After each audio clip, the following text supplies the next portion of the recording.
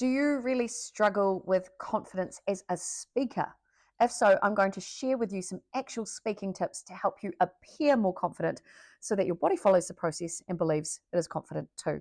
Hey, I'm Monique Bradley. I'm a keynote speaker and I am a specialist in helping people find their authentic voice, tell their stories, share them with wild abandon, and also become more confident and authentic in every part of their life. Okay, so today I want to talk about vocal technique. So it's a crazy thing that when you control your voice, you actually control your nerves as well. So let me give you an example. Have you ever heard a speaker and suddenly they're speaking and then they get really fast and suddenly they're speaking like this and they're speaking almost in a monotone and they're getting faster and faster and faster and you're hearing that and it's really hard to understand. It's really hard to process what they're talking about. It's okay. That's a sign that they are really struggling with their nerves. And if that's you, one of the things you can actually do for yourself is become really consciously aware of the pace of your speaking. So breathe a little more and slow yourself down. Now, when you do this, not only is it much easier for your audience to understand what you're saying and to have time to process that information, at the same time, you start to calm your own nervous system as well.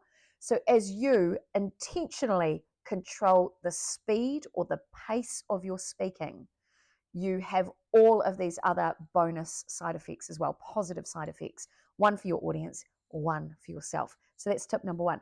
Tip number two is the highs and lows of your voice. It's about the pitch.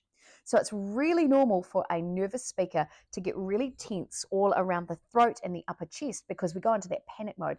And suddenly we're breathing like this and we're speaking like that and it gets really tense. And suddenly your voice is really getting quite tight and your voice becomes higher and higher and higher. And that's a dead giveaway that somebody is really nervous. We've got to hold space for those people because it sounds like they're pretty anxious.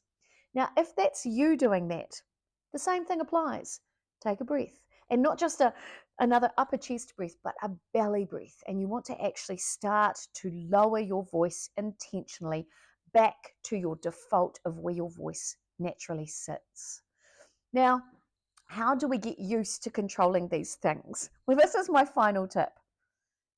Practice, practice, practice. It really is that easy. And I shouldn't say that. It is that achievable. The more that you start to practice your content and practice your stories, they get embedded in your muscle memory.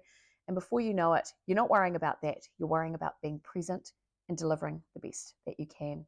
Now, if you want to find out more, watch my other videos or head to my website, moniquebradley.tv.